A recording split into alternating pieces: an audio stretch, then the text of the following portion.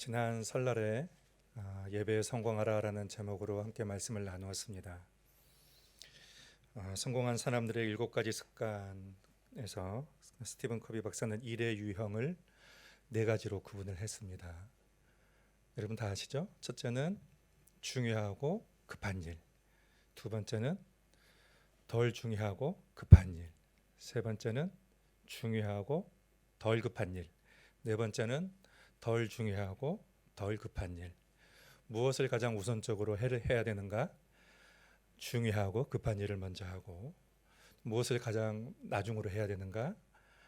덜 중요하고 덜 급한 일. 그러면 중요한 일과 급한 일 중에 어느 것을 먼저 해야 되는가? 사람들이 급한 일을 먼저 하다가 계속 악순환의 고리를 벗어나지 못한다는 것입니다. 그래서 급한 일과 중요한 일 중에는 중요한 일을 먼저 해야 된다. 그런 습관을 가져야 된다. 그렇게 얘기를 했습니다. 여러분, 우리 그리스도인들에게 가장 중요하고 시급한 일이 뭡니까? 그것은 하나님을 만나는 일입니다. 하나님을 만나는 것, 그것이 우리 그리스도인들에게 가장 중요합니다. 예배는 하나님을 만나는 통로입니다. 그래서 그리스도인들에게 가장 중요한 일은 예배 드리는 일입니다. 하나님을 예배함을 통해서 우리는 이 하나님을 만나고, 그리고 그 만남을 통해서 우리 그리스도인에서 신앙의 삶에 성공적인 삶을 살아갈 수가 있게 되는 것입니다. 해외여행 통계를 보니까 작년에 우리 한국인들이 해외여행을 한 숫자가 500여만 명 정도 된다고 합니다. 그렇게 많은 숫자는 아니에요. 코로나 영향이기 때문이죠. 코로나 이전에 2019년도에 여행을 했던 사람들이 2,870만 명이라고 하는 거예요. 그러니까 우리 한국 국민의 절반 이상이 해외여행의 경험이 있다라는 것입니다. 과거에는 어려웠지만 그래서 요즘은 우리 한국도 경제 강국이 되어서 이제 해외 자주 왔다 갔다 하는 게 뭐 큰 일은 아닙니다. 과거에는 우리나라가 많이 어려웠기 때문에 해외에 갔다 오는 것이 그렇게 쉽지는 않았습니다. 그래서 해외에 갔다 온 사람들 보면은 은근히 내가 해외에 갔다 온 것을 이렇게 자랑하려는 그런 마음들이 있었어요. 그래서 뭐 그냥 평범하게 이 얘기를 해야 되는데 괜히 혀를 꼰다거나 아니면은 그런 경험 있죠, 그렇죠? 그리고 한국말로 하면 되는데 괜히 영어를 섞어가지고 한다거나, 그리고 그 당시에 퍼마를 하는 것과 염색을 하는 것이 일반적이지 않았거든요.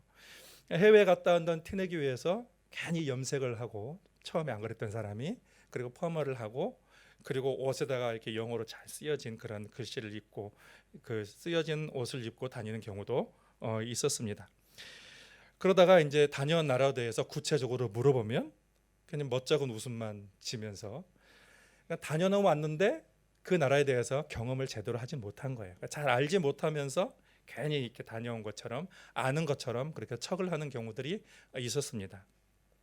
제가 홍콩에 온 것이 오늘로 딱 한 달 지나고 하루가 지났습니다. 지난 금요일 예배 전에 권사님들하고 이야기를 나눌 수 있는 기회가 있었는데, 어떤 권사님이 홍콩을 제대로 경험하고 알려면 몇 년은 걸릴 겁니다, 이렇게 말씀을 하셨어요. 그러니까 저는 홍콩에 대해서 한 달하고 하루 있었기 때문에 뭐 다녀본 것도 없고 안다고 할 수가 없는 거죠. 그러니까 거의 모르는 것이죠. 그렇지만 저보다 늦게 온 사람에 대해서는 제가 아는 척을 좀 하겠죠. 카오룽이 어떤다는 둥, 타이쿠싱이 어떤다는 둥, 그리고 뭐 빅토리아 파크, 그리고 디즈니랜드 가보지도 않았으면서 가본 것처럼 아마 얘기할 것입니다. 예배가 이와 같아요. 예배가 같은 장소에 예배를 드리는데 예배를 경험하는 것이 사람마다 달라요. 어떤 사람은 나는 예배에 대해서 안다, 나는 예배를 드렸다라고 얘기하지만 그 예배를 경험한 정도가 달라요. 예배의 능력을 경험하고, 그리고 예배 안에서 정말로 큰 은혜를 받아서 나는 예배에 대해서 안다라고 얘기하는 사람하고, 그냥 예배에 참여했어요, 참여하고 그냥 지나갔습니다, 별일 없이 지나갔습니다, 그렇게 얘기하는 사람하고 차이가 있겠죠. 같은 예배를 드리지만 어떤 사람은 예배의 깊이를 경험하고 예배의 능력을 경험하고, 또 어떤 사람은 그냥 겉핥기식으로 그냥 예배에 참여하고 마는 그런 경우가 있다라는 것입니다. 하나님은 우리가 예배에 대해서 아는 그런 정보만 아는 그런 수준을 뛰어넘어서 예배를 경험하길 원하십니다. 예배의 깊이와 예배의 능력을 경험하기를 하나님은 원하십니다. 오늘 같이 읽은 본문은 예수님께서 예배는 이거다라고 예수님께서 직접 가르쳐 주시는 거예요. 하나님이 기뻐하시는 예배, 능력 있는 예배, 온전한 예배가 무엇인지를 예수님께서 직접 가르치는 말씀입니다. 예수님과 사마리아 여인과의 그 대화 가운데서 예수님의 말씀이 나오는 것이죠. 오늘 말씀을 위해서 그 이야기를 잠시 여러분에게 드리자면, 예수님께서 그 이스라엘 땅에 그 남쪽의 유다에서 이제 저 북쪽의 갈릴리로 가시는데, 이스라엘 그 유다 사람들은 그 사마리아, 이제 그 중간에 사마리아를 관통해서 가야 되는데 이 사마리아 사람들을 부정하게 여깁니다. 그래서 이게 돌아가요. 우회해서 갈릴리로 가게 되는데 예수님은 직접 관통해서 가시는 거예요. 관통해서 사마리아를 가다가 수가라는 성에 이르시게 됩니다. 마침 낮 정오, 해가 중천할 때 있는 낮 정오가 되는데 한 여인이 물을 기르러 오게 되는 거예요. 이 여인이 사람들이 찾지 않는 아주 뜨거운 시간에 물을 기르러 오는 것은 뭔가 사람들의 눈을 피하고 싶은, 시선을 피하고 싶은 그런 마음이 있는, 어떤 문제가 있는 그런 여인이라고 볼 수가 있습니다. 근데 이 예수님께서 이 여인에게 물을 좀 길어 달라고 예수님께서 요청을 하면서 여인과 예수님 사이에 대화가 오고 가게 됩니다. 대화를 이어가던 중에 이 여인은 예수님에 대해서 그냥 일반적인 유다인이다 그렇게 생각을 하다가, 처음 만난 예수님이 이 여인의 그 삶과 인생에 대해서 속속들이 아는 것을 보고는 선지자로 예수님을 인정을 하게 됩니다. 그래서 예수님을 선지자로 인정하게 되면서 자기의 영적인 궁금증을 풀어서 예수님께 묻기를 시작하는데, 그것이 이제 20절이에요. 20절에 우리 조상들은 이 산에서 예배하였는데 당신들의 말은 예배할 곳이 예루살렘에 있다 하더이다. 사마리아인과 유대인들은 같은 땅에서 자리하고 있어도 예배하는 장소가 각각 달랐습니다.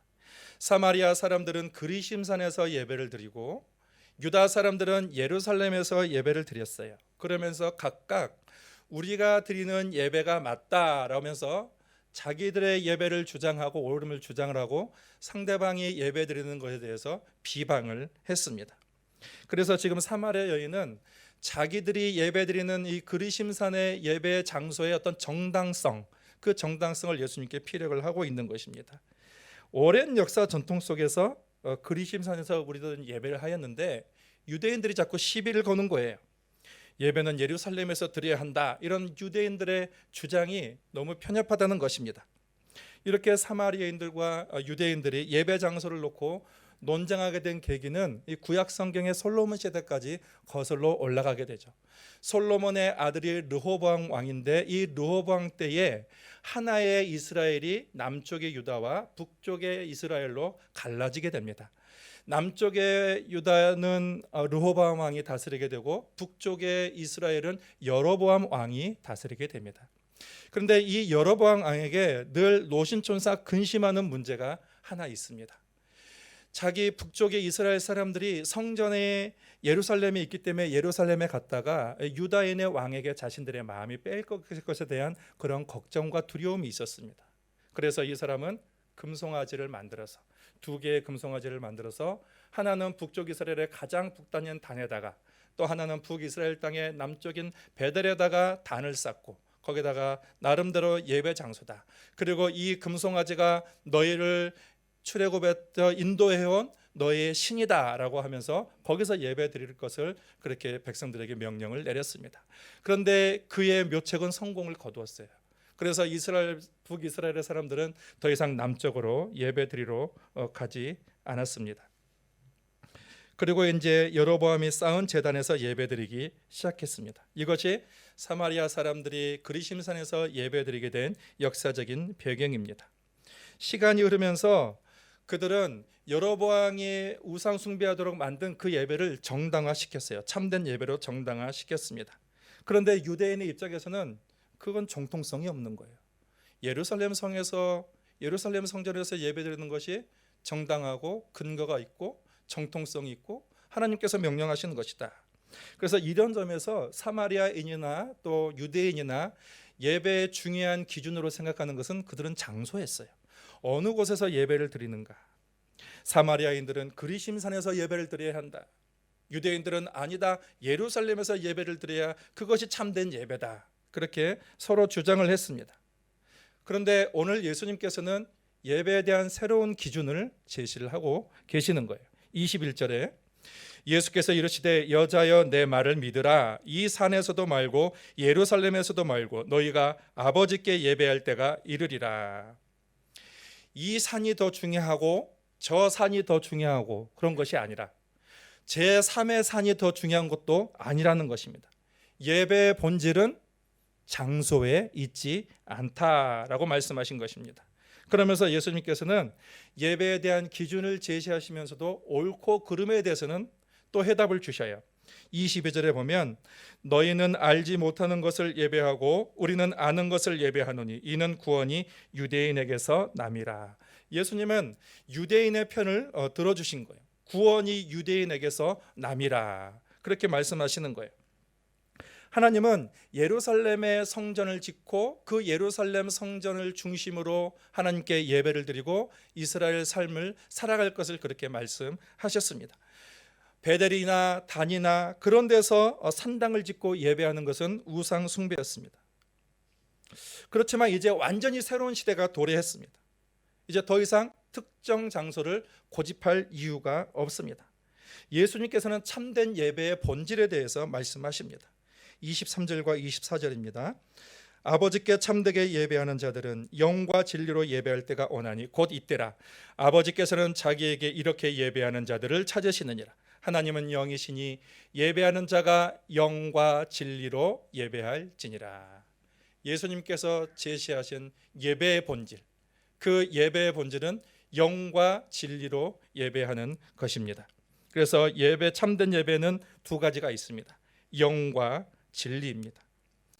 오늘날 우리는 많은 예배를 드립니다. 주일 예배를 드리고 어느 교회는 주일 오후 예배 드리고 그리고 수요 예배, 새벽 기도회, 금요 기도회, 가정 예배, 이제 또 구역 예배도 시작하죠. 구역 예배도 드리고 이것이 다가 아니에요. 그리고 또 어떤 분들은 또 일터에 가서 또 일터에서 예배 드리는 분도 계시고 정말 많이 예배를 드립니다. 이렇게 예배를 드릴 수 있다는 것이 얼마나 큰 축복이고 은혜인 줄을 모릅니다. 정말 은혜입니다. 어느 나라에서는 예배 드리는 것 자체가 금지가 되어서 예배 드리다가 그것이 발각되기라도 하게 되면은 잡혀가서 처벌을 받게 되기도 합니다.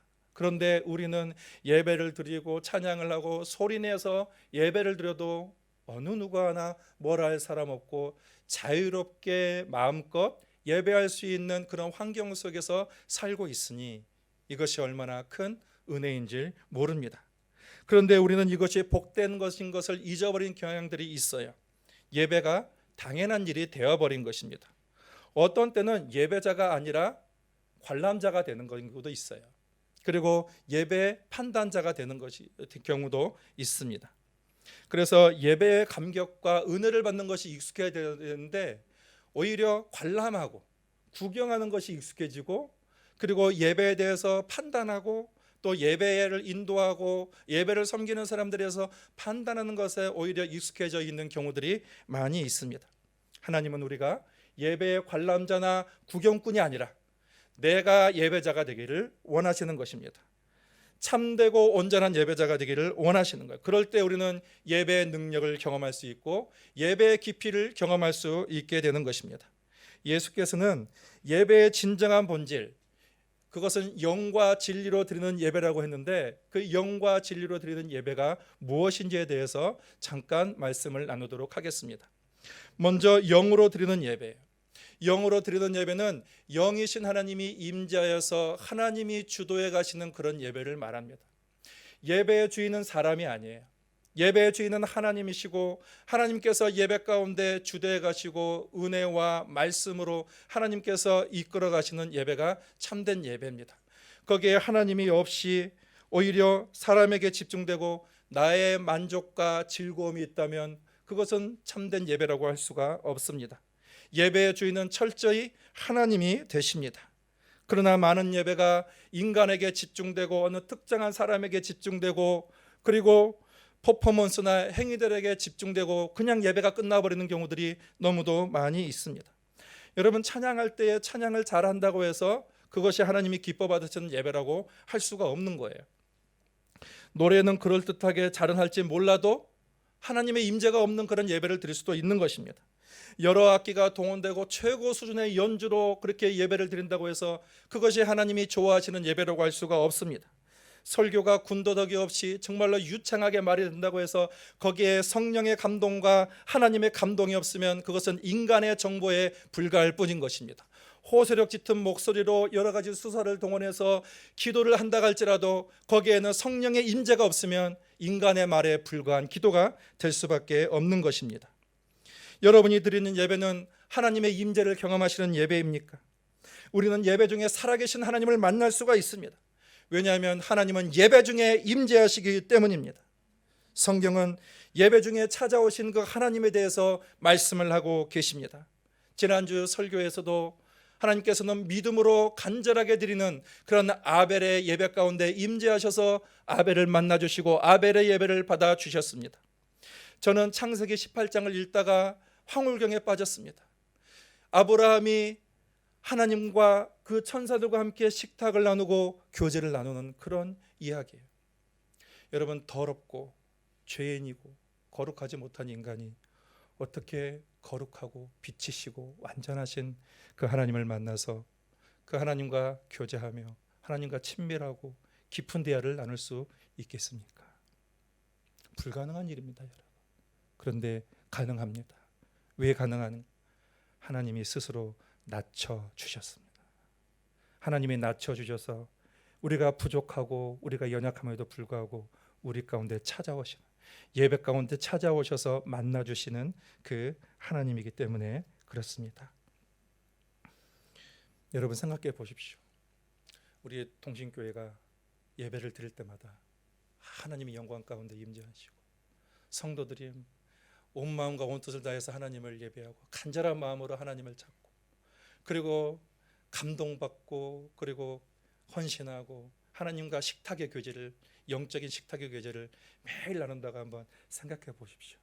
보이지 않는 그 하나님, 그 하나님이지만 역사를 주관하시고 세상을 다스리시는 그 하나님과 지금 내가 만나가지고 그 하나님과 교제를 한다고 생각해 보십시오. 얼마나 여러분 예배가 기다려지겠습니까? 얼마나 그 예배가 감동이 있고 감격적이겠습니까? 여러분, 우리는 하나님의 임재를 추구합니다. 추구함으로써 하나님의 능력을 경험할 수 있습니다. 예배의 자리는 하나님을 만나는 현장입니다. 하나님의 임재는 구약에서만 있는 것이 아니라 신약에서도 나타납니다. 베드로가 고넬료의 집에 가서 예수를 모르는 고넬료에게 하나님의 말씀을 전하자 그들에게 성령이 임하게 되고 그들이 성령의 충만함을 받아서 하나님을 높였다고 그랬어요. 하나님을 높이는 거예요. 늘 하나님은 그 모임의 현장 가운데 함께 하시는 하나님이에요. 여기서 오해되지 말할 부분은 어떤 하나님의 임재라는 것이 뭔가 대단한 어떤 가시적인 그런 것만을 얘기하는 것은 아니에요. 하나님은 우리 마음속에 내주를 하시는 거죠. 지치고 힘든 마음을 회복시키시고 공허한 마음 가운데 공허함을 걷어가시고 참된 기쁨과 만족도 주시는 하나님이에요. 내 마음이 죄로 가득 차 있을 때에 하나님께서 예수의 보혈로 나를 씻기시고 죄로부터 해방하시고 자유케 하시고 내 육체와 내 몸과 내 삶이 영적으로 눌려있고 여러 가지 스트레스와 압박 가운데 있을 때에 하나님을 찬양하고 주의 말씀을 우리가 들을 때에 그런 어둠의 권세는 물러가고 죄의 권세는 물러가고 우리 안에 정말로 하나님의 평강과 기쁨과 은혜로 충만한 그런 예배를 우리는 드릴 수가 있는 것입니다. 하나님의 임재를 간절히 사모합시다, 여러분. 우리의 예배가 그런 예배가 되기를 바랍니다. 저는 목회자로서 정말로 그 소망이 있는 것은, 제가 늘 목회자로서 늘 제 마음에 소망을 두고 있는 것은 어떻게 하면 예배 가운데 교인들이 하나님을 만나게 할까? 제가 가장 많은 고민을 하고 있는 것입니다. 여러분도 같은 고민을 하실 거예요. 우리 장로님들도, 우리 권사님들도, 또 우리 교인들도 우리의 예배가 정말로 하나님의 임재로 가득한 그러한 예배가 되기 위해서 여러분 많이 고민하고 힘쓰고 계신 줄 믿습니다. 우리가 예배 전에 10분이나 더 일찍 와서 정말로 간절한 마음으로 하나님께 예배할 때에 어느 누가 예배를 인도할지라도 그 현장 가운데 하나님께서 임재하시고 사모하는 심령을 만족해 하시는 그런 하나님인 줄 믿습니다. 다음으로 진리로 드리는 예배입니다. 진리는 하나님의 말씀을 의미하는 거예요. 하나님의 뜻을 의미합니다. 하나님의 영으로 임재하시고 그것이 끝이 아니에요. 하나님은 영으로 임재하시면 반드시 그 심령 속에 계명을 주시고 반드시 그 심령 속에 말씀을 주시고 그리고 사명을 주십니다. 하나님의 능력과 어떤 감동을 경험했는데 거기에 대해서 삶을 위한 그런 말씀이 없다면 여러분 그것은 온전한 예배가 아닌 것입니다. 하나님의 임재는 반드시 주의 말씀을 우리에게 주십니다. 하나님의 뜻을 우리에게 주십니다. 우리가 레위기 19장에 보면 하나님께서 내가 거룩하니 너희도 거룩할지어다 이렇게 말씀을 하셨습니다. 하나님은 거룩하신 하나님이에요. 우리가 예배 가운데 거룩하신 하나님을 만나면 우리 마음속에 나도 거룩하고 싶다. 나도 하나님을 닮고 싶다. 나도 하나님처럼 사랑하고 싶다. 그런 강한 소원과 그런 열망들이 우리 마음 가운데 생겨나는 거예요. 여러분 그것이 말씀이에요. 그것이 진리로 드리는 예배라고 할 수가 있습니다. 은혜 받고 끝. 그것이 아니에요. 그래서 성경을 보면 하나님께서는 늘 임재하실 때에 언약을 주시고 우리 마음속에 감동을 주시고 우리 마음을 움직이시는 그런 일들을 하게 되는 것을 보게 됩니다. 여러분 이사야 선지자가 우시야 왕이 죽던 해에 이사야 선지자가 환상 가운데에 그 예배 가운데에 이사야 선지자가 그 보좌 위에 높이 들린 그 여호와 하나님을 보게 됩니다. 그리고 스랍들이 그것에서 수종 드는 것을 보게 됩니다. 그러면서 나오기를 거룩하다 거룩하다 거룩하다 만군의 여호와여 그 영광이 온 땅에 충만하도다. 사람의 모습은 온데간데 없고 하나님의 영광으로 가득 찬 그 모습을 보게 됩니다. 하나님의 거룩하심을 보자 이 이사야는 두려워 떨게 돼요. 하나님의 거룩하심에 비해 나의 마음은 너무도 썩어 있고 너무도 더러워 있는 그런 죄된 자신의 모습을 발견하게 됩니다. 벌벌 떨고 있을 때에 그 천사가 제단에 핀수를 가져와서 이사야의 입에 대고면서 내 악이 제하여졌고 내 죄가 사하여졌도다 이렇게 선포를 하면서 이사야는 엄청난 은혜를 누리게 됩니다. 그것으로 끝났는가? 그것으로 끝나지 않았어요. 그때 음성이 들립니다. 우리가 누구를 보내며 누가 우리를 위하여 갈고. 이 음성, 이 하나님의 말씀이 이사야의 심장, 이사야의 마음에 울리게 됩니다. 누가 우리를 위하여 갈고? 누가 우리를 위하여 갈고? 우리가 누구를 보낼까? 그때에 이사야의 마음속에 하나님의 사명이 심어져요. 주의 말씀이 심어져요. 주여 내가 여기 있나이다 나를 보내소서. 그 말씀에 응답하는 이사야를 보게 됩니다. 여러분 하나님의 임재 가운데에 하나님은 우리의 마음속에 하나님의 말씀을 심으시고 우리의 마음을 움직이시는 거예요. 우리 마음 가운데 계명을 주시는 것입니다. 삭개오가 이런 것을 경험하게 되잖아요. 삭개오는 죄인이야. 아주 이기적인 사람, 자기 자신을 위해서만 살았던 그러한 사람입니다. 그런데 이 삭개오에게 예수님이 찾아가시죠. 그리고 삭개오와 함께 대화를 나눈 중에 예수님의 임재를 경험한 삭개오의 이 마음속에 회개하는 마음이 생기죠. 그러면서 주님께 고백을 합니다. 주여 내 재산의 절반을 가난한 사람들에게 나눠주겠습니다. 만약에 내가 누구 것을 속여 빼앗은 일이 있다면 4배나 갚겠습니다. 예수님을 만나니까 어떻게 됐어요? 그 마음에 감동을 받아서 죄를 버리게 되고 오히려 섬기게 되고 사랑하게 되고 하나님의 말씀이 그 심장을 찌르게 되는 거죠. 박히게 되는 것. 그런 역사가 일어나게 되는 것입니다. 그렇습니다, 여러분. 우리는 예배 중에 하나님을 만납니다. 그분의 거룩하심을 경험합니다. 그리고 하나님을 만나면 그것이 끝이 아니에요. 나도 하나님처럼 사랑하고 나도 하나님처럼 섬기며 살고자 하는 그런 계명들, 그런 말씀들이 우리 안에 심어지게 되는 것입니다. 온전한 예배가 무엇인가? 우리는 이런 예배를 추구합니다.